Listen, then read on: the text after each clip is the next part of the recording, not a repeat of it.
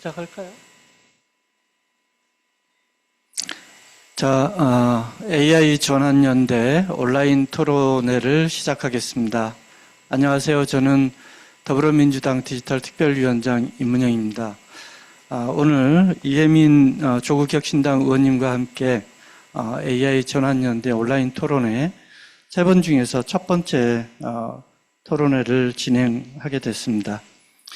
우선 간단하게 저희가 AI 전환연대를 소개를 하고 오늘 진행 상황에 대해서 간단하게 설명드리고 그리고 토론을 시작을 하도록 하겠습니다. AI 전환연대는 저와 조국혁신당 이혜민 의원이 공동의장으로 있고요. 정치인, 기업인, 또 전문가들 이렇게 그 초당적으로 AI로 인해서 바뀌는 새로운 세상에 대해서 미리 준비하고 또 정책에 대해서 연구하고 토론해서 실제로 새로운 정부가 세워졌을 때 반영될 수 있도록 AI 전환 선언문을 최종적으로 작성하는 데 목표를 두고 있습니다. 원래 저희가 진작부터 이 토론을 하고자 했는데 탄핵 선고가 늦어지면서 전체 일정이 많이 늦어지기는 했습니다. 오늘을 시작으로 해서 세 번의 토론을 할 예정이고요. 마지막에는 전환연대 선언문을 작성하는 것으로 마칠 예정입니다. 오늘 토론은 줌으로 하게 됐고요. 참여하시는 분들이 많지는 않지만 저희가 진행상의 편의를 위해서 줌으로 참석하신 게스트분들은 발언을 하는 대신에 채팅창으로 의견을 주시면 저희가 진행하면서 참고하도록 하겠습니다. 네, 그러면 이혜민 의원님께서 오늘의 또 진행 상황을 말씀해 주시겠습니다. 네, 안녕하십니까. 조국혁신당 이혜민입니다. 오늘 토론회 세 번의 토론회가 있는데 그중에서 첫 번째 토론회고요. 오늘 토론회의 주제는 사회와 기술의 커뮤니케이션, 사람 중심의 AI입니다. 함께 해주시는 패널 분들을 제가 빠르게 소개를 드리겠습니다. 이원태 전 한국인터넷진흥원장님이십니다. 윤석원 테스트웍스 대표님이십니다. 권오현 빠띠 이사장님이십니다. 네. 그리고 AI 전환연대에는 조국혁신당과 더불어민주당만 참여하지 않고요. 사회민주당 그리고 기본소득당도 함께 참여를 해주고 계십니다. 야4당이 다 함께 하는 그런 연대체이고요. 오늘 기본소득당 대표 용혜인 의원님께서도 지금 줌으로 참여를 해주고 계십니다. 그래도 들어오셨으니까 대표님 1분 정도 간략한 인사말 해주시면 고맙겠습니다. 네, 인사만 드리겠습니다. 기본소득당 대표 맡고 있는 용혜인입니다. AI 전환이라고 하는 것이 뭐 여야를 막론하고 이제 여당은 없지만 여야를 막론하고 모두가 다 이야기하는 그런 시대가 되었습니다. 그 사회의 전환 시기에 발빠르게 정치권이 우리 사회의 변화를 또 함께 발맞춰 준비해야 한다고 생각해서 제가 뭐 인공지능 분야에 잘 아는 것은 아니지만 취지와 필요성에 공감하고 정치인으로서 우리 사회 변화에 함께 제가 고민할 수 있는 일이 있겠다 싶어서 AI 전환연대에 함께 하게 되었고요. 오늘 토론회 잘 듣고 저도 함께 고민하도록 하겠습니다. 오늘 토론회 준비해 주신 분들 그리고 토론 발제해 주시는 분들 진심으로 감사드립니다. 네, 고맙습니다. 중기능의 박수치기도 있고 그러는데 참여해 주셔도 좋습니다. 첫 번째 토론 주제를 저희가 고르고 나서 사실은 빠띠 게시판을 통해서 여러 가지 사전 질문을 받았습니다. 그 중에서 오늘 주제하고 너무 관련된 게 있어서 잠깐 읽어드릴게요. 전체는 다 못 읽겠고 좀 간략하게 하겠습니다. 우리 아이들이 AI를 만드는 사람이 돼야지 AI 소비자로 성장하기를 바라지 않습니다. AI를 국민 모두가 사용하도록 하겠다 등등 본질적으로 AI 기업 성장만을 고려한 대다수의 국민 삶에 어떤 영향을 끼칠지 고려하지 않은 정책이라고 생각을 합니다. 기술 발전과 경제 성장, 국민의 관계에 대한 기본적인 관점이 부재하다는 생각이 들고요. 그래서 맨 마지막으로 뭐라고 하셨냐면은 결국 사람을 중심으로 생각하는 게 핵심이라고 생각이 듭니다. 말씀을 주셨습니다. 오늘 주제 이렇게 이분의 질의로 시작을 하는 게 제일 좋을 것 같아서 읽어봤고요. 첫 번째 내용으로 한번 들어가 보겠습니다. AI 기술 지금 모두 다 느끼시겠지만 너무 빠르게 달리고 있죠. 하지만 사회는 그리고 국민은 따라오지 못하고 있다는 그런 느낌, 그런 지적 많습니다. 저희 AI 전환 연대에서 다뤄보고자 하는 영역이고 AI 기본법 나왔지만 결국 이 법을 사람들의 언어로 번역하고 공적 영역에서 사람 중심으로 실현하게 되려면 어떤 요건이 필요한지 이원태 원장님께 첫 번째 질문을 드리고 싶은데요. 기술 규범을 사회가 어떻게 받아들일 수 있을까? 그리고 이걸 말씀을 해주시고 공적 영역에서 AI가 결국 신뢰를 얻기 위한 과정인 것 같아요. 그 과정을 얻기 위한 어떤 요건 이런 게 있다면은 함께 묶어서 이야기를 해주시면 좋을 것 같습니다. 네, 고맙습니다. 굉장히 소중한 자리에 초대해 주셔서 감사하고요. 제가 AI의 어떤 폭발적인 어떤 발전과 그 사회적 간극에 대해서 어떤 시민, 그 다음에 우리 시민사회가 어떻게 수용해야 될 것인가 이런 문제의식을 가지고 토론하는 자리라서 굉장히 반가웠습니다. 얼마 전 대선 토론에서 이런 인상적인 장면이 하나 있는데 당신은 AI를 잘 아십니까? 라는 질문이었어요. 모든 정치인들이 굉장히 당황하고 수동적으로 대답할 수밖에 없고 겁을 먹죠. 마찬가지입니다. AI가 너무 급격하게 발전하고 바뀌다 보니까 이것을 만약에 이제 일반 시민들에게도 한번 물어보면 어떻게 될까요? 대답하기 쉽지 않습니다. 저도 AI에 대해서 잘 모르거든요. 그만큼 AI의 발전 속도에 비해서 그것을 담아내고자 하는 어떤 우리 사회 규범이나 이런 것이 못 쫓아가고 있습니다. 그렇다면 이제 AI와 우리 시민 사이의 어떤 그 간극을 좁히기 위해서는 어떤 노력이 필요할까요? 공공 영역에서 AI를 좀 수용할 수 있는 그런 어떤 여러 가지 과정들, 그런 게 필요한데, 이혜민 의원님께서 잘 지적하신 것처럼 어떤 AI와 같은 기술의 사회적 번역 과정이 굉장히 중요하다고 생각합니다. 그걸 달리 얘기하면, 우리 사회에서 신기술을 도입하는 데 있어서 필요한 어떤 공론화, 이런 것이 이제 좀 필요하다는 얘기죠. 사실 그런 노력을 했느냐 이런 것을 되짚어보면 우리 사회에서는 신기술을 수용해서 받아들여서 그걸 규범이나 정책으로 결정하고 집행하는 과정에서 그런 사회적 의사소통의 기반이 굉장히 취약하고 많이 미흡합니다.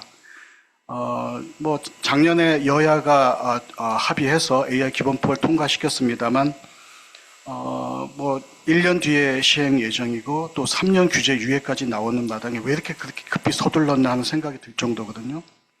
그만큼 시민들에게 좀 더 많은 얘기를 경청하고 의견 수렴하는 과정을 거쳤는가 하는 것을 돌이켜본다면 그만큼 AI와 AI에 대한 어떤 사회적 의사소통이 굉장히 부족했다라는 것을 다시 한번 느끼게 됩니다.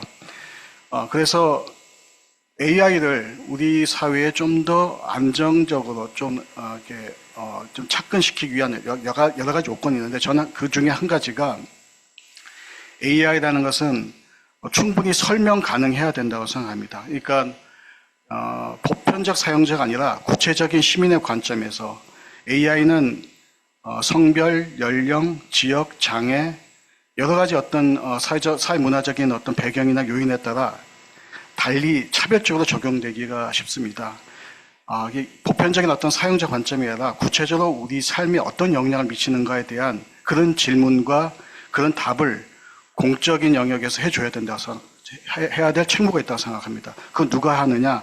물론 입법자 정치인들이 해야 되겠지만 정부도 해야 되고 많은 전문가들도 해야 되는데 가장 아쉬운 것은 혁신적인 기업가들입니다. 우리 기업가들은 AI를 이끌고 있는 많은 혁신적 기업가들은 AI가 사회에 미치는 영향이 큼에도 불구하고 그 AI가 우리 사회에 어떤 영향을 미치는가에 대한 비전, 그에 대한 충분한 설명을 하지 않고 있거나 조금 뒤에 숨는 경향, 은둔하는 경향이 좀 있습니다. 어떤 기업가들과 좀 더 시민이 좀 더 폭넓게 사회적인 대화를 할 수 있는 그런 여건들이 사람 중심의 AI 이런 데서 굉장히 중요한 어떤 요건 중에 하나가 될 것 같고요. 그러니까 AI를 시민들이 충분히 이해할 수 있는 언어로 바꿔서 설명해야 될 거. 그 다음에 어떤 우리 사회에서 가장 취약한 계층에 대해서 여러 가지 기회를 제공할 수 있는 사회적인 배려할 수 있는 설계, 이런 디자인을 해야 될 의무가 반드시 있다고 생각합니다. 이런 것들이 의원님께서 질문하신 그런 어떤 우리 사회의 공적인 어떤 영역에서 수용할 수 있는 AI가 수용될 수 있는 중요한 요건이 아닌가 그렇게 생각합니다. 이렇게 소두를 열겠습니다. 감사합니다. 저 굉장히 큰 주제를 깔끔하게 설명을 해주셨다는 생각이 들고요. 혹시 뭐 의견 있거나 그러면 계속해서 채팅창을 이용을 해주시면 됩니다. 듣다가 한 가지 드는 생각에 AI 기본법도 말씀을 해주셨는데 신기술을 도입하기 위해 필요한 공론화가 중요하고 사회적 의사소통의 기반이 우리나라는 지금 현재 취약한 상태이고 가장 아쉬운 부분은 혁신적 기업가들이 사회에 그들의 하는 일들이 어떤 영향을 미치는가 거기에 대한 비전이 없다. 그런 말씀까지 좀 해주셨습니다. AI는 그리고 충분히 설명 가능해야 하고 보편적 사용자가 아니라 여러 가지 사회문화적 요인에 따라 달리 차별 적용되기 쉽기 때문에 더더욱 조심해서 우리가 이 의논을 함께 해야 된다는 것으로 이해를 하겠습니다. 한 가지, 이 영향이라는 말씀을 굉장히 많이 쓰셨는데, AI 기본법에서 영향을 받는 자를, 이번에 규정을 한 것이 굉장히 큰 성과 중에 하나라고 생각하는 입장에서 어쩌면 영향을 받는 자를 우리가 다 같이 고민을 해야 되는 시점이 아닌가 싶고, 사회적 의사소통의 기반이 취약하다 이렇게 말씀을 해주셨기 때문에 저는 임문영 위원장님께 이 다음 주제로 조금 딱 넘어가면 좋을 만한 말씀을 해주신 것 같습니다. 네, 무신분립이라고 그러죠. 믿지 않고서는 사실 모든 것이 어려워집니다. 특히 사회적 신뢰 자산이 굉장히 중요한 시대가 아닌 것 같습니다. 기술의 미래라는 책을 제가 본 적이 있는데 거기 보면은 이제 그런 얘기들이 좀 나오더라고요. 혁신가들이 왜 사회하고 대화를 해야 되는가 이런 부분이 나오는데 요즘과 같은 그 기술이 빠르게 발전하는 시대에는 그 기술을 이해하고 적응하는 리터러시를 받아들이는데 좀 시간이 항상 걸리게 됩니다. 이런 지체 현상 때문에 이제 사회적 혼란이 일어나는데요. 예전에 보면 라디오가 처음 등장했을 때 사람들이 그 라디오에서 하는 드라마 그 우주 전쟁을 보고 이렇게 피난까지 가고 뭐 그랬다고 그러잖아요. 화성에서 외계인이 쳐들어왔다 그래서. TV가 나왔을 때도 TV에서 하는 그 폭력을 애들이 따라한다 해서 이렇게 이제 이슈가 됐던 것처럼 그 뒤에 닷컴이라든지 소셜미디어 최근에 이제 유튜브까지 이렇게 기술이 빠르게 변화하고 AI까지 이제 등장하게 되면서 사람들이 적응하기도 전에 그런 기술에 영향을 미치는 그런 일들이 계속 발생하는 것 같습니다. 이런 것들을 혁신가들이 충분히 사회하고 대화를 해줘야 되고 또 하나 중요한 문제가 그 기술을 만드는 사람들이 또 그 기술에 참여하는 사람들이 이런 그 윤리나 신뢰에 관련된 문제를 가지고 이 고민을 해야 되는데 그런 부분에서 다음 패널이 해주실 말씀이 굉장히 중요한 것 같습니다. 테스트웍스의 윤석원 대표님은 많이 알려지기도 했습니다만은 경력 단절 여성이라든지 그 발달 장애가 있는 그런 분들을 직원으로 채용을 해서 데이터를 구축하는 사업을 오랫동안 해오셨고 그래서 많은 그 분들로부터 또 기대와 또 칭찬을 받고 있는 분입니다. 이런 문제에 대해서 특히 생각이 많으실 걸로 생각이 되는데 윤석원 대표님의 의견을 좀 들어보도록 하겠습니다.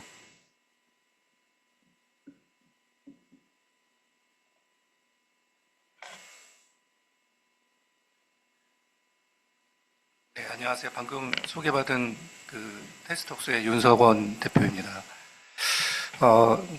이렇게 귀한 자리에 초대해 주셔서 감사하고, 임문영 위원장님께서 너무 과분한 말씀 해주셨는데, 사실은 오늘 사람 중심의 AI라는 이제 저희 간담회 주제인데 그런 철학에 맞게 설립된 회사가 저희 회사고요. 저희 회사는 그 사람 중심의 AI 기술을 기업적인 방식으로 실천하고 사회의 선한 영향력을 조금 더 기업을 통해서 지속 가능하게 좀 증명하기 위해서 설립된 이제 소셜 벤처이고 저는 윤석원 대표라고 합니다. 아까 임문영 위원장님께서 뭐 질문해 주신 거 좀 답변을 좀 드리면 저희가 AI 기술을 저희가 이제 한번 생각할 때 많은 분들이 굉장히 그 산업적인 관점에서 접근하시는 분도 있는 것 같아요. 그러니까 이제 산업적이고 기술적인 관점에서 접근하면 뭐 우리나라의 뭐 AI 산업 경쟁률이 이제 몇 등이냐. 그래서 이제 GPU가 몇 개가 있고 뭐 우리 파운데이션 모델이 몇 개가 있고 그래서 우리가 AI 산업 경쟁력이 전 세계 몇 등 정도 하고 뭐 AI 우리가 뭐 얼마 전에 좀 순위가 좀 처지게 나왔죠. 그래서 좀 여러 가지 이슈화도 되고 했는데, 그러니까 물론 이런 우리나라의 이제 AI 기술의 산업 경쟁력도 되게 중요하고, 최근에 특히 이제 이런 생성형 AI가 나오면서 저희가 약간 국가적으로 좀 이렇게 대응이 조금 미진하면서 골든타임을 놓친 부분도 있습니다. 근데 사실 이거보다 더 저희가 우선적으로 생각할 게, 아까 이혜민 의원께서 이제 말씀하신 것처럼 이제 과연 우리 이 AI 기술을 우리가 우리 사회에 어떻게 설계하고 적용할 거냐에 대한 근본적인 철학에 대한 질문이 먼저 던져져야 되고, 그거에 대한 사회적 합의가 먼저 이루어지는 게 우선이라고 보여지거든요. 그러니까 그런 면에서는 저희가 AI에 대한 이제 선언문을 작성할 때도, 그러니까 우리가 앞으로 우리 사회가 AI의 기술을 어떤 식으로 우리 사회에 적용하고 어떻게 AI 기술 끌고 갈 것인가에 대한 의지와 사회적 합의가 담겨져야 되고, 그리고 거기에 이제 아까 말씀하신 사람 중심의 AI가 반드시 중심이 돼야 된다고 생각합니다. 저는 그 인공지능 데이터를 구축할 때 그 발달장애인들께서 이제 이제 디테일에 강하시고 또 정확하고 정직하게 일을 하시는 그런 장점을 발견하고, 또 경력보호 여성분들은 굉장히 섬세하시고 또 소통 능력이 강하시고 뭐 이런 장점이 있으셔서 그 두 분들을 이제 팀워크로 만들어서 또 여러 또 전문가분들과 같이 이렇게 AI 전문가들하고 같이 회사를 만들어서 인공지능 데이터를 지속적으로 만드는 일을 해오고 있고, 저희가 다양한 이렇게 분들에게 일할 수 있는 기회를 드리고, 또 데이터 사업에 참여하면서 굉장히 유의미한 성과들을 좀 거두고 있습니다. 그리고 최근에는 이런 저희가 했던 사업들이 좀 많이 끊겨가지고 아쉬운데, 예전에 이제 문재인 대통령 계신 전 정권에서는 전 정권이죠. 그때는 이제 디지털 뉴딜 같은 굉장히 좋은 사업들이 있었고, 그 사업 안에서도 되게 다양한 이제 공익 데이터 사업들이 있었습니다. 뭐 예를 들면은 청각장애인들을 위한 수어 영상 데이터라든지, 또는 휠체어 장애인들을 위한 인도보행 데이터라든지, 그리고 최근에 조금 이슈가 되고 있지만 발달장애인들의 어떤 소통을 돕기 위한 또 쉬운 언어를 저희가 이렇게 좀 번역을 해주는 데이터라든지, 이런 데이터들을 저희가 좀 구축을 해오고 있었습니다. 근데, 그런 또 되게 다양한 계층의 분들이 참여하고, 또 이런 데이터가 단순하게 이렇게 산업의 발전을 위해서 쓰이는 데이터들도 있지만, 이런 공익적인 목적으로 쓰이는 또 데이터들, 그리고 그 데이터를 구축하는 과정에서 되게 다양한 분들이 또 참여해서 함께 데이터를 만들고, 여기서 만든 데이터와 모델들이 또 되게 다양한 또 학교나 비영리 기관이나, 또는 심지어 저희가 만든 모델들이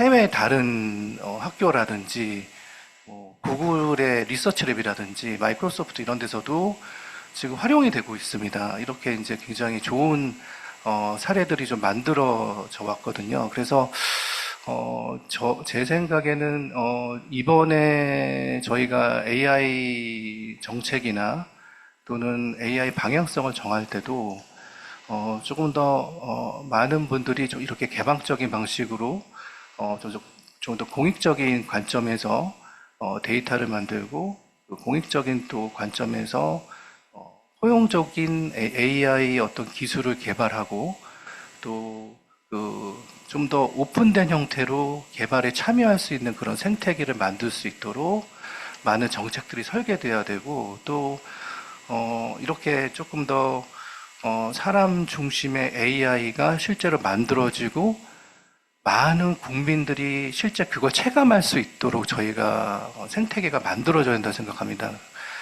그래서 사실은 또 저희 같은 회사가 또 되게 또 잘 키워지고 또 잘 돼야 되거든요. 근데 사실 저희가 지난 정권에서 좀 많이 힘들었습니다. 앞으로 좀 이렇게 좀 공익적인 측면에서의 여러 가지 인공지능 사업들 또 생태계를 키울 수 있는 과감한 정책들이 좀 나와가지고 정말 국민들이 체감할 수 있는 이런 개방형 AI 그런 사업들이 좀 많이 계획되고 또 설계되고 뭐 이랬으면 좋겠습니다. 네,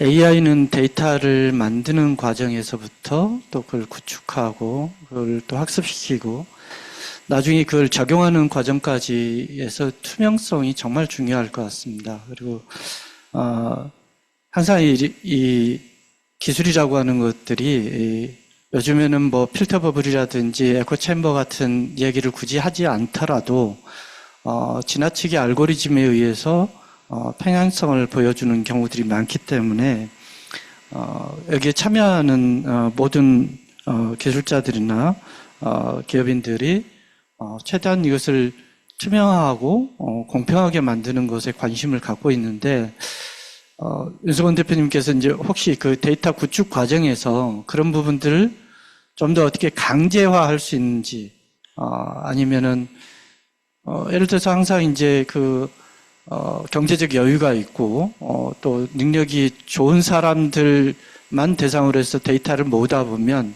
당연히 그 데이터는 편향적일 수밖에 없잖아요. 이제 그런 문제들에 대해서 평소에 느끼신 부분이 많으셨을 테니까 이런 것들을 좀 강제할 수 있는 법안이나 아니면은 어떤 그 의무 같은 게 있다라면 어떤 것이 좀 있었을지 한번 좀 잠깐 말씀해 주시겠어요?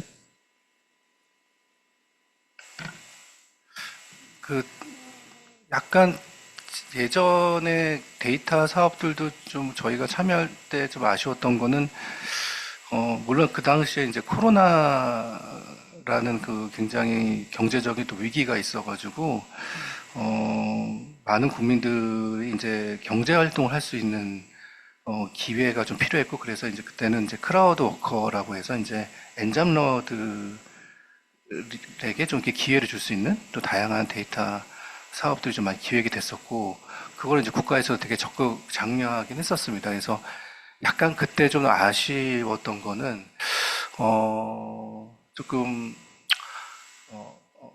그 이문영 위원장이 말씀하신 것처럼 되게 뭐 다양한 분들이 들어와서 그 데이터셋 구축이 그런 다양성에 기반해서 뭔가 만들어지고 이런 것보다는 많은 분들이 좀 경제 활동을 좀 더 좀 해서 좀 이렇게 좀 그 코로나 시기에 좀 그런 보수를 좀 더 가져갈 수 있는 그런 약간 다른 버전의 공공근로 같은 느낌도 좀 있었거든요. 근데 그런 것도 물론 그 당시에는 굉장히 유의미한 사업이었지만 앞으로 좀 기획된 사업들은 말씀하신 것처럼 조금 되게 다양한 계층 또 저희가 잘 볼 수 없는 또 취약계층 분들이라든지 또 마이너리티 같은 이런 분들이 같이 참여해서 이 데이터가 이렇게 구축이 되고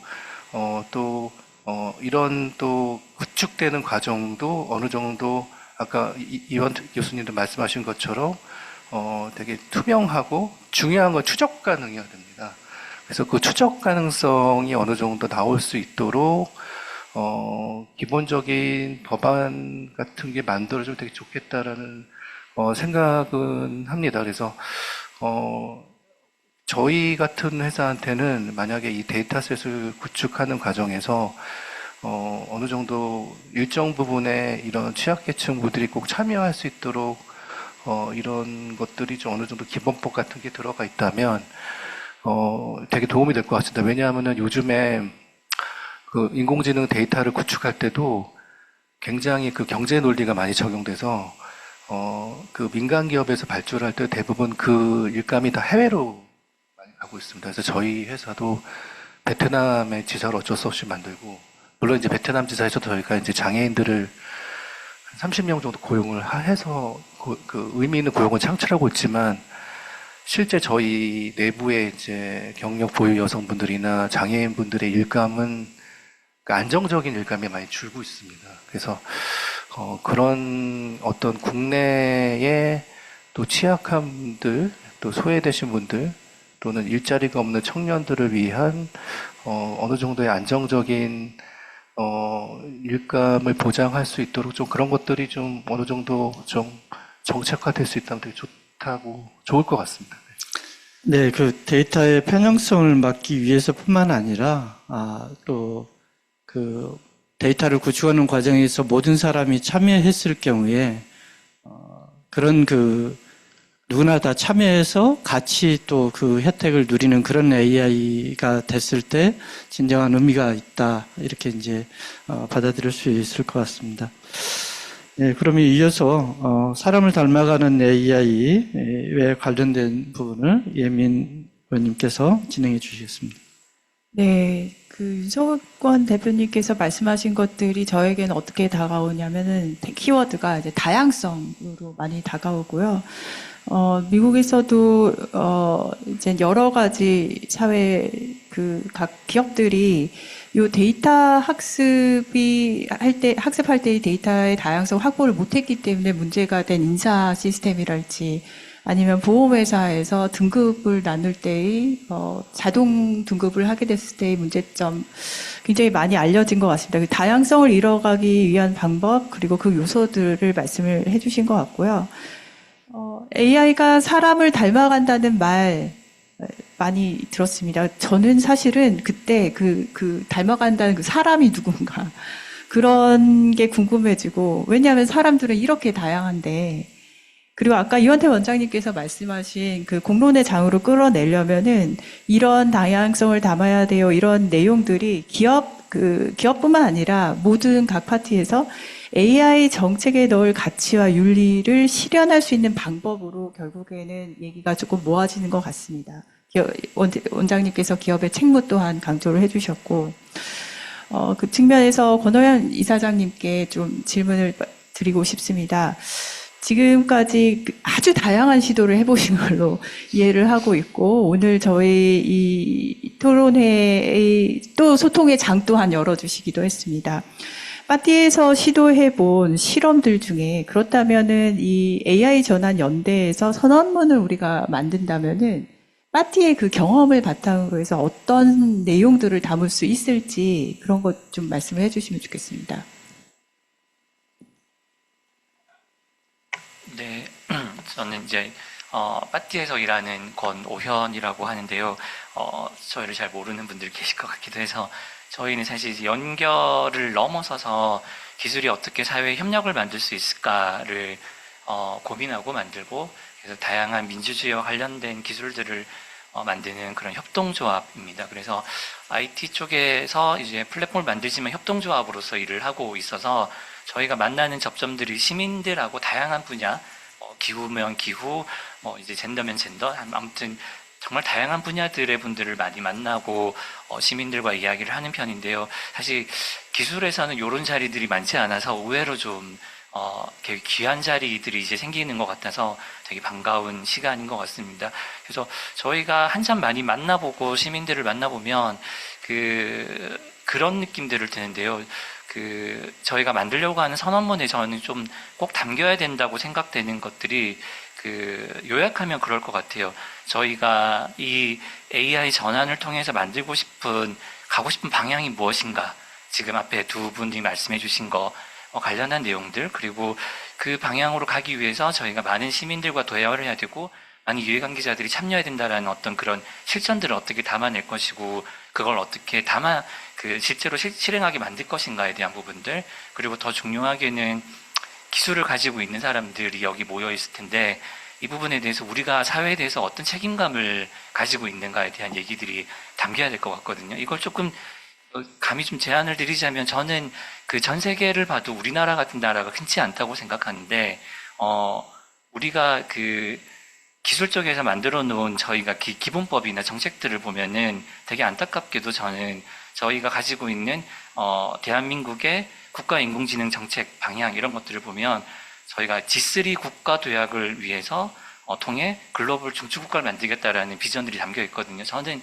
그 자체는 괜찮다고 생각해요. 근데 쭉 보면 어떻게 산업을 육성할 것인가, 인프라를 확충할 것인가, 어떻게 이제 그러면서 안전을 어떻게 확보할 것인가, 이런 얘기들을 저희들이 많이 담아놓고 있는데요. 저는 대한민국에 있는 많은 시민들은 기술을 가진 사람들한테 이것 이상을 기대하는 것 같거든요. 그런 부분들에서 저희가 많이 실험해보면서 느꼈던 것은, 일단 우리나라가 그 어느 나라보다 앞서 있는 디지털 강국이라는 지점, 그리고 그 어느 나라보다 민주주의의 가치를 실현하고 있는 국가라는 점들을 우리의 선언에 담아낼 수 없나, 이런 생각들을 해보게 돼요. 그래서 방향성에 있어서는 민주주의와 우리가 공화국이라는 공동의 가치를 만들고 원칙을 지키겠다라는 것들이 우리 IT를 하는 사람들의 선언에도 좀 담겼으면 좋겠다라는 것들을 시민들이 기대하고 있는 것 같고요.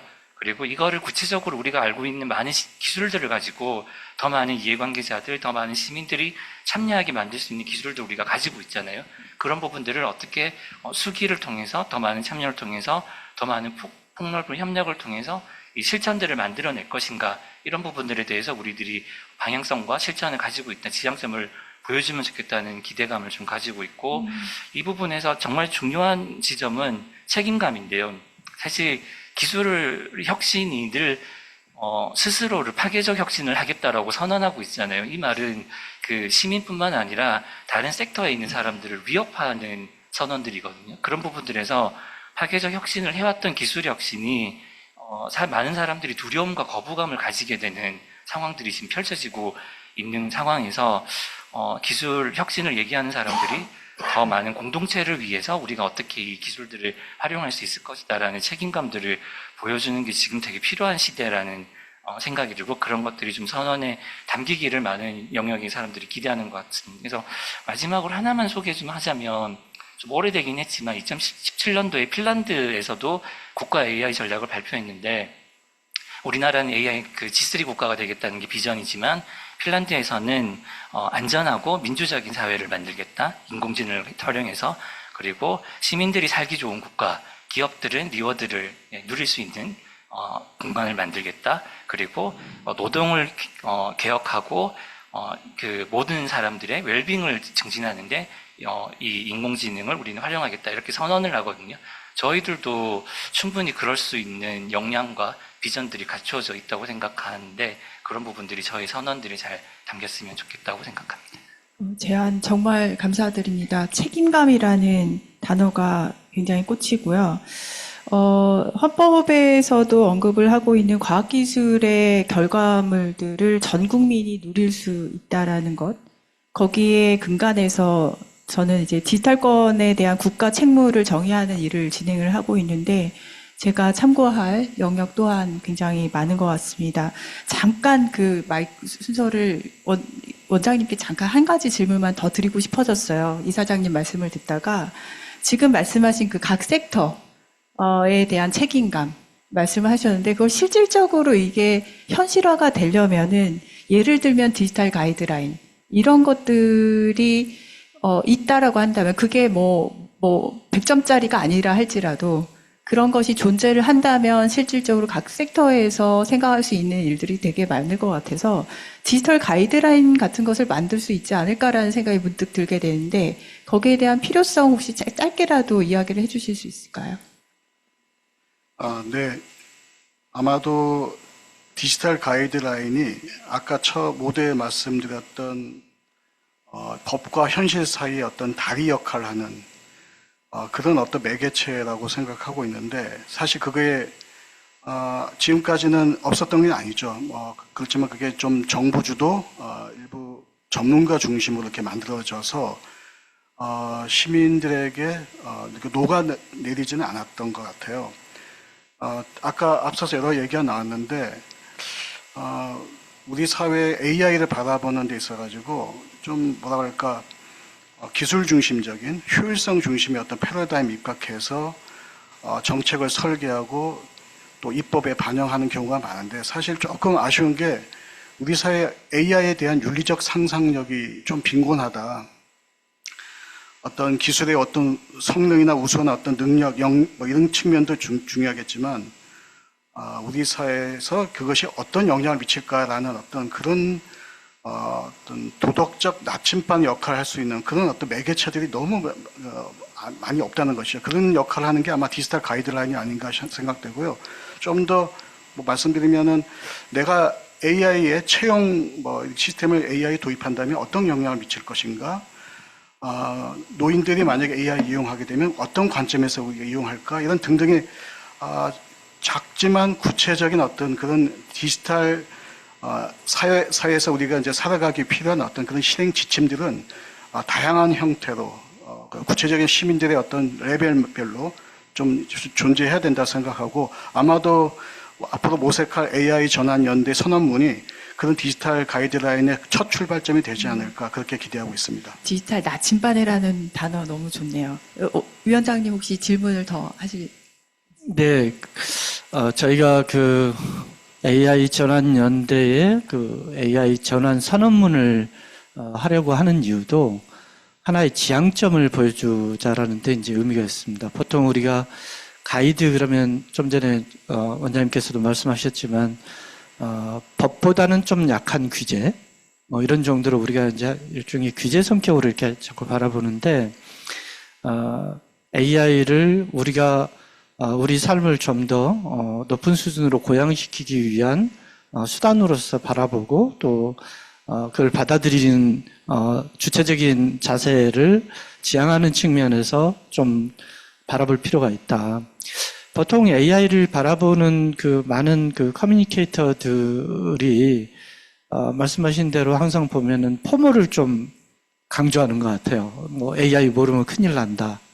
그 다음에 AI를 알면은 떼돈을 번다. 뭐 이제 이런 식으로 좀 과장되어 있는 아무래도 마케팅적으로 그러다 보니까 많은 사람들이 심리적으로 AI를 알기는 알아야 되겠는데 근데 내가 뭐 전문가가 아닌데 그걸 다 알 필요도 없는 거고 혹시라도 이걸 또 모르면 내가 뒤처지지 않는가 이런 이제 두려움이 함께 있는 것 같습니다. 저는 그래서 그런 점에서 우리 그 빠띠 같은 경우에 굉장히 독특한 시민단체라고 사실 예전부터 보고 있었어요. 왜냐하면 기술력을 가지고 그것을 실질적으로 사회 문제를 해결해주는 시민단체거든요. 그런 시민단체가 그렇게 흔하지는 않아요. 그러니까 IT 기술력을 가진 시민단체로서 빠띠는 여러분 잘 아시는 것처럼 지난번 그 코비드19 때 마스크 앱 대란이 일어났을 때 심평원에서 제공하는 약국의 마스크 정보를 앱으로 이렇게 만들어서 누구나 어느 약국에 마스크가 얼마 남았는지를 알려주게 해서 그때 이렇게 막 약국 앞에서 줄 서고 그러던 사람들을 일주일 만에 전부 평상시로 이렇게 돌아갈 수 있도록 만든 대표적인 그 시빅 해커들이 모여 있는 집단입니다. 그래서 이런 그 기술력을 가진 시민단체로서 빠띠가 생각하는 시민단체와 공공 섹터 간의 어떤 갭 이거를 좀 어떻게 얘기하실지 그 부분을 좀 한번 좀 말씀해 주시면 좋을 것 같습니다.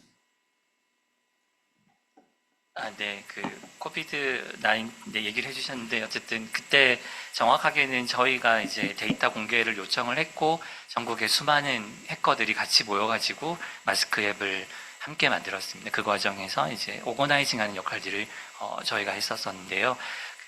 말씀하신 대로 크게 보면은 거버넌스 이야기인데 그냥 실질적인 이야기들을 좀 드리고 싶다는 생각이 좀 듭니다. 저는 IT 쪽이 저희 분야, 저희 섹터가 조금 이런 부분들이 좀 약한 것 같은데 어쨌든 사회적인 좀 갈등들이 계속 증폭되고 있고 또 어떤 이것도 하나의 정책이라고 본다면은 어떤 시민들이나 단체들이 받아들일 수 있는 정당성이나 어떤 수용성을 높이는데 거버넌스가 되게 중요하거든요. 근데 IT 쪽 거버넌스는 시민단체들이나 시민 참여가 매우 좀 협소하다고 할까요? 아니면 거의 전무하다 싶은 부분들이다 보니까 그러다 보니 거꾸로 IT 섹터가 사회적인 리더십을 좀 갖는데 어려움을 겪는 것 같아요. 그래서 저는 그 부분에서 AI의 산업에 혹은 이제 디지털 산업에 직접적인 생산자들 그리고 뭐 입법부도 그렇고 뭐 영향을 끼치는 여러 가지 시민사회 전문가들이 좀 같이 참여할 수 있는 구조들을 좀 적극적으로 만들 필요가 있고 그 부분에서 좀 꺼려하는 마음들을 좀 내려놓을 필요지 않나라는 생각이 들고요. 좀 구체적으로 보자면 첫 번째는 저희가 잘 아는 플랫폼 기술들, 뭐 AI 기술도 활용해서 더 많은 훨씬 많은 시민들이 함께 참여할 수 있고 수기를 어떻게 더 개선할 수 있을 것인가 이런 부분들에 대해서 저희들이 더 좋은 기술들도 많이 가지고 있는데 그런 부분들을 좀 적극적으로 어떻게 활용할 것인가라는 지점들이 있을 것 같고요. 두 번째는 다른 위원회들이 있거든요. 다른 섹터들 보면 특히 저는 이제 지난 정부 때 탄소중립위원회에 좀 참여할 기회가 있었는데 그 당시에 NDC를 설정하거나 탄소중립 목표를 설정하는 과정에서 위원회는 법으로 이렇게 설정을 했었거든요. 위원을 위촉할 때는 아동, 청년, 여성, 노동자, 농어민, 중소상공민, 시민사회단체 등 다양한 사회 계층으로부터 후보로 추천받거나 각 사회 계층의 대표성이 반영될 수 있도록 하여야 한다. 이렇게 법으로 규정되어 있었고요. 그리고 국가위원회뿐만 아니라 지방자치단체도 지방위원회를 구성할 때 이에 준하는 대표성을 갖춰야 된다고 얘기를 하고 있거든요. 근데 좀 쓴소리를 하자면 우리나라 지금 국가인공지능위원회 보시면 제가 세워봤는데 여성분도 한 2분 정도밖에 안 계시더라고요.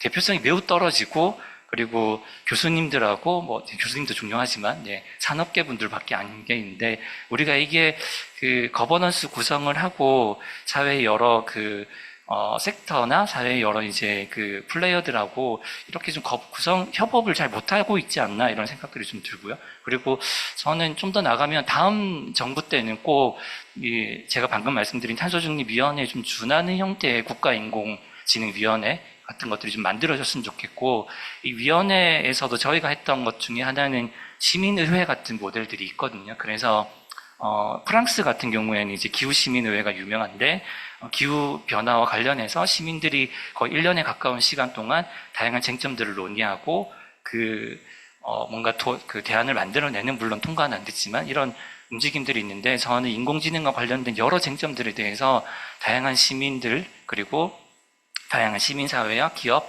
정부가 함께 모이는 단위들을 만들어서 저희들이 충분히 논의할 수 있는 모델들을 좀 도입하면 좋겠다라는 생각들이 많이 듭니다. 그래서 어쨌든 합의와 사실 항의를 누군가가 하고 또 대안을 만들어낸다는 거는 민주주의의 원칙이고 기본이고 또 시장에도 기본이잖아요. 누군가 대안을 만들어낸다라는 거는 저는 그런 부분들에서 좀 공동체가 우리가 더 발전할 수 있도록 IT 쪽에 있는 분들이 좀 더 많이 거버넌스에 열렸으면 좋겠다라는 기대를 가지고 있습니다. 네, 오늘 특히 윤리 관련돼서 나오는 많은 얘기 중에 다양성에 대한 얘기가 특히 이제 많은 것 같네요. 우리가 이제 이 주제로 지금 얘기를 하고 있는데 지금 게스트로 참여하시는 분들 중에서 마침 또 질문이 하나 지금 올라와 있습니다. 테크 프론티어의 한상기 대표님이시죠. 지금 올리신 내용을 보면 현재 디지털 가이드라인 이런 건 이미 디지털 권리장전으로 발표된 거 아닌가요? 이런 주제의 논의는 이미 5년 전부터 계속되고 있고 지금은 오히려 AGI 시대가 다가오는데 그런 기술 변화에 대한 대응보다는 한 차원 다른 논의가 좀 이루어져야 된다. 이런 말씀을 해주셨어요. 이 부분에 대해서는 누가 좀 의원님께서. 이거는 마더레이터로 참여한 사람이 대답을 해도 될지 모르겠지만 마침 의원실에서 한 몇 개월 동안 계속해서 해오던 작업이어서 너무 반가워서 손을 들었습니다. 디지털 권리장전 같은 경우에는 선언문 레벨에서 논의가 되어 왔고 권리장전입니다. 말 그대로. 그리고 내용을 보면은 발언업으로 굉장히 잘 모아지긴 했어요. 하지만 지금 말씀하신 대로 써주신 대로 세상 바뀌고 있는데 한 차원 위에서 논의가 돼야 되겠죠. 그리고 지금 제가 어떤 식으로 이걸 끌고 가고 있는 방향성 우리 얘기했잖아요. 사회권으로서의 디지털권. 이것은 사회라는 단어가 나니까 사회주의 이건 아니고요. 사회권이라는 것은 국가가 책무를 가져가야 된다는 것이라서 사회권으로서의 디지털권, 권리로서 정의를 내리는 일을 해서 어느 정도의 구속력을 갖추는 근거가 지금 존재를 하고 있지 않습니다. 현재 디지털 권리장전은.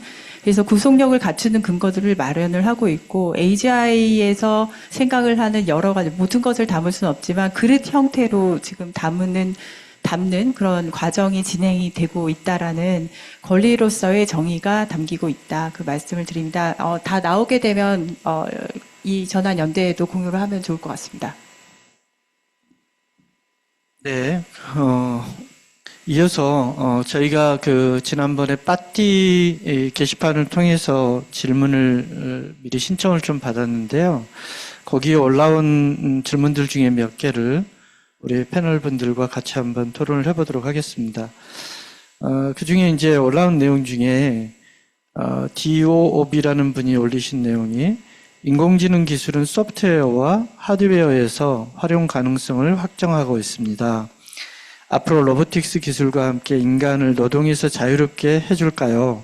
아니면 인간 노동력은 기계보다 가치가 낮아질까요?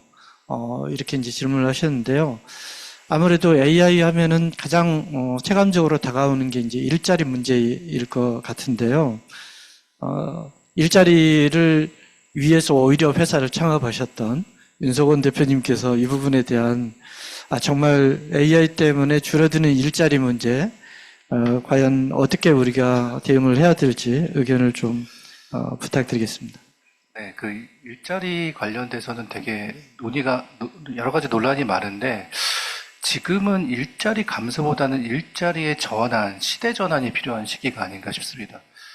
오히려 저희가 인공지능 기술을 통해서 현재 우리나라 사회가 겪고 있는 그 인구 변화에 대한 대응도 충분히 가능하다고 보거든요. 예를 들면 저희가 최근에 AICC 기반의 AI 에이전트 솔루션 만들고 있는데 금융기관이 활용할 수 있는 여러 가지 다양한 스몰 LM 이런 것들을 만들다 보니까 금융권에 종사하셨던 베이비 부모 이제 은퇴하신 분들 또는 이제 상담 콜센터에서 근무하셨던 경력고 여성분들 이런 분들 일자리를 더 창출을 하고 있습니다. 그래서 그러니까 이게 조금 생각해 보니까 그러니까 인공지능 기반의 직무 재설계가 좀 필요한 시점이고 오히려 다 같이 사회적으로 고민해가지고 일자리 감소를 고민하는 것보다 AI를 통해서 우리가 어떤 식으로 개별적인 커리어에 대한, 그러니까 새로운 직무에 대한 설계를 하고 그거에 대한 트레이닝을 어떻게 할 것이냐, 이런 거에 대한 고민을 더 해야 되는 시점이 아닌가 생각이 듭니다. 네, 그 일자리 감소보다는 AI를 이용해서 어떤 노동의 질을 높이고 또 삶의 방식을 바꾸는 그런 부분이 더 중요하다는 말씀으로 좀 이해를 할 수 있을 것 같습니다. 사실 경제적 논리로만 따져보다 보면 AI는 사람을 줄이는 쪽으로 일방적으로 가게 될 가능성이 많은데 결국은 사람을 위해서 AI가 필요한 거지 AI를 위해서 사람이 희생되어야 되는 그런 일은 없어야 될 것 같다는 생각이 들고요. 또 하나의 질문이 그 AI 그 학습에 대해서 오늘은이라는 필명으로 쓰신 분인데 학습에 사용되는 정보를 수집할 때 저작권을 어떻게 할 것인가에 대해서 논의가 좀 필요하다. 이건 아마 크리에이티브를 생업으로 하시는 많은 분들에게 정말 고민되는 문제가 아닐까 싶습니다. 이 부분에 대해서는 이원태 원장님께서 한 말씀 해주시겠습니까? 네. 굉장히 지금 AI 관련해서 가장 뜨거운 쟁점 중에 하나가 AI 학습에 사용되는 데이터에 대한 저작권, 즉 정당한 보상 기제를 어떻게 마련할 것인가 하는 주제인 것 같은데요. 저는 사실 원 저작자 또는 2차 저작물, 그 다음에 창작자가 기여한 것에 대한 충분한 보상 기제가 일단 규범으로서 법제도로서 꼭 마련돼야 된다는 입장이에요. 그렇지만 거기에 대해서는 여러 가지 관점 차이, 보상을 하는 방식에 대해서 여러 가지 시각 차이가 있는 것 같습니다. 여기에 대해서는 국회가 좀 나서 주셔서 어떤 사회적 합의나 그런 기준을 마련해 주셨으면 좋겠다는 생각을 하고 있고요. 그런 논의가 사실은 창작자들, 수많은 창작자들, 그 다음에 이해 관계자들과 폭넓은 어떤 사회적 대화를 통해서 충분히 논의가 이루어져야 된다고 생각합니다. 그래서 일부 전문가 또서 이례적으로 공청회하고 끝날 문제가 아니라고 생각하고요. 그런 논의의 장을 좀 한번 폭넓게 만들어 주셨으면 하는 바람을 가지고 있습니다. 이상입니다. 네. 네, 지금 패널로 참석을 하지 않으신 분들 중에, 줌으로 참여를 하신 분들 중에 사실은 패널로 모시고 싶었는데, 기회가 안 닿아서 못 모신 분들도 계십니다. 그래서 제가 질문을, 한 분을 이렇게 찍어서 좀 드리고 싶은데, 윤대균 교수님 혹시 계시면은 마이크를 켜주실 수 있을까요? 갑자기 그냥 질문을 드리는 거라서 가능할지 모르겠는데, 저희가 준비를 하면서 이런 질문도 좀 준비를 해봤습니다. 뭐였냐면은, 테크 기업의 혁신, 네. 들리시나요? 네네, 잘 들려요. 네. 테크 기업의 혁신가들이 대중과 대화하는 것에 대해서 어떻게 생각하는지 좀 질문을 드리고 싶습니다. 해외에서는 아까 전에 이제 원장님도 기업에 대한 이야기 많이 하셨고, 우리가 경제 논리 얘기를 많이 했었는데, 기업 얘기를 하나도 안 하고 넘어갈 수는 없을 것 같아서, 해외에서는 기업 CEO들이 적극적으로 사회에 목소리 내면서 기술에 대한 사회적 토론, 이뤄내고 비전에 대한 검토 이루어지는데요. 우리나라 기업들은 좀 지나치게 엄숙하고 조금 은둔적인 경향이 있다고 봅니다. 우리나라에서 혁신가들이, 기업가들이 사회와 대화하는 방식은 어떤 제한이 있을 수 있을까? 좀 짧게 답변을 주시면, 전혀 갑작스러운 질문이지만, 네, 감사하겠습니다. 네, 너무 갑작스러운데요. 지금 제한이라고 말씀하신 거예요? 아니면 제안? 기업가들이, 우리나라 기업가들이 좀 네, 서제스션을 제안. 해주시면, 네. 네, 근데 뭐 이렇게 돌려서 말씀하셨지만 지금 몇몇 기업의 창업자들을 대놓고 말씀하시는 거잖아요.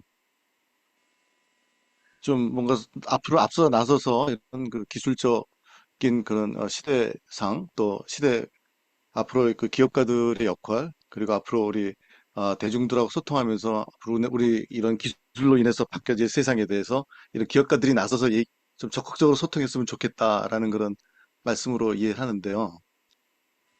근데 사실은 전 모르겠어요. 그러니까 그분들이 나서서 이렇게 적극적으로 이렇게 대중과 소통하는 모습이 과연 우리나라 사회에서 좀 긍정적으로 비치는 면도 있을 거고 또 부정적으로 비치는 면도 있을 것 같은데, 사실 저는 과거부터 이를테면 뭐 네이버나 카카오나 기타 뭐 쿠팡이든 이런 지금 잘 나가는 기술 기업의 창업자들이나 이런 분들이 좀 적극적으로 대중들한테 앞으로 기술이 펼쳐질 미래에 대해서 좀 설파를 하면 어떨까라는 생각을 좀 하긴 했었는데요. 근데 좀 좀 두서없이 말씀드리자면 저는 그분들이 이렇게 적극적으로 나서는 거에 대한 긍정적인 부분과 부정적인 부분을 좀 충분히 좀 다 고려를 할 필요는 있을 거라고 생각을 하고요.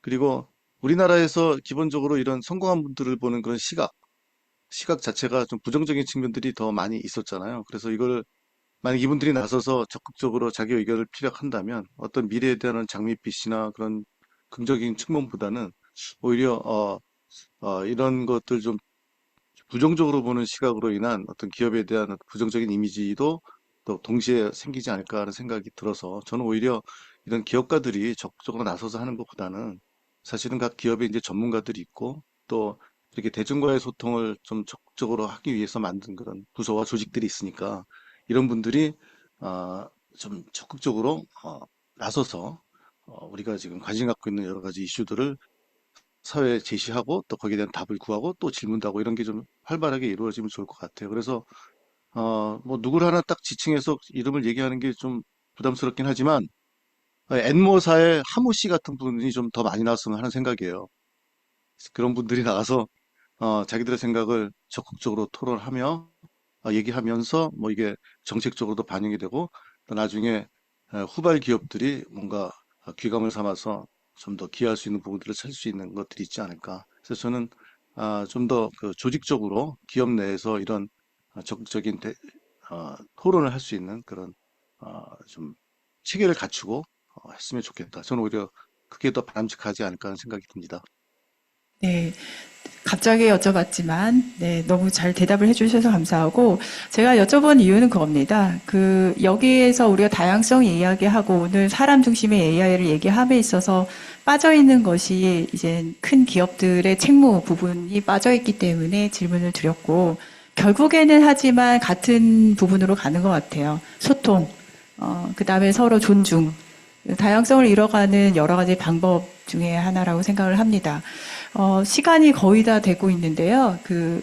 오늘 이 토론회를 함께 지금 나와주신 패널 분들, 그 다음에 함께 지금 참여해주고 계신 분들, 그 다음에 오늘 이 동영상을 후에 온라인으로 다시 또 청취하시는 분들께 우리가 사람을 중심으로 하지 아니한 기술은 어떤 결과를 맺을지는 여러 공상과학 영화에서 보셨을 것 같다고 지금 생각을 하고, 그 시대 이전에 오기 전에 지금 바로 준비를 하고 그 시대가 오기 이전에 그 걱정에 대해서 이야기를 하면서 어떻게 우리가 대비를 하고 이런 선언문까지 이끌어 갈 수 있을까, 그런 고민이 오늘 이 1시간에 다 담기에는 너무 짧지만 전환연대가 추구하는 방향성과 맞지 않을까 이런 생각을 해봅니다. 위원장님께서 클로징을 좀 해주시면 좋겠습니다. 네, 저희가 1시간을 목표로 해서 지금 토론을 했는데 거의 시간을 딱 맞춘 것 같습니다. 좀 전에 윤대균 교수님께서도 말씀하셨고, 예민 의원께서도 말씀하셨지만, 기업인들이 사실은 또 이런 신기술의 산업들을 이끌고 가는 중심이기 때문에 기업인들의 목소리가 굉장히 중요합니다. 저희 AI 전환연대에는 코리아 스타트 포럼하고 또 한국 인터넷 기업 협회도 이렇게 참여를 하고 계시고요. 지금 오늘 마침 한국 인터넷 기업 협회에서도 지금 게스트로 참여하셨는데 혹시 하실 말씀 있으신가요? 채팅창에 간단하게 올려주시면. 네. 아직 준비는 안 하셨던 것 같습니다. 그래서 우리나라에서도 기업인들이 좀, 이렇게 정치권이나 사회적 눈치를 보지 말고 하고 싶은 얘기를 좀 할 수 있는 문화가 좀 만들어졌으면 좋겠어요. 기업인들이 그냥 은둔적인 경영을 하는 게 아니고, 그런 기업 활동에 대한 어떤 제약 때문에 못하는 것도 좀 많을 거라고 생각을 합니다. 특히 미국 같은 경우는 일론 머스크라든지 마크 주커버그 같은 이런 혁신가들이 굉장히 앞서서 사회의 미래 비전을 얘기하고 또 시민들을 설득해 나가고 또 이렇게 해 나가는 데 반해서 그런 부분이 많이 부족한 게 이제 우리 현실이라는 그런 점이 좀 안타깝고요. 그렇게 개인이 나서지는 못하더라도 우리 인터넷 기업 협회라든지 코리아 스타트업 포럼 같은 단체나 조직을 통해서 사회적 목소리를 또 내고, 그래야 다양성과 많은 토론들이 이루어지지 않을까 하는 기대를 해봅니다. 오늘 1시간 동안 아주 긴박하게 이루어진 토론이었지만 참여해 주신 3명의 패널과 또 온라인으로 접속해 주신 여러분들께 진심으로 감사드리고요. 2차 토론회 때 더 알찬 내용으로 다시 뵐 수 있게 되기를 바라겠습니다. 자, 감사합니다. 마치겠습니다.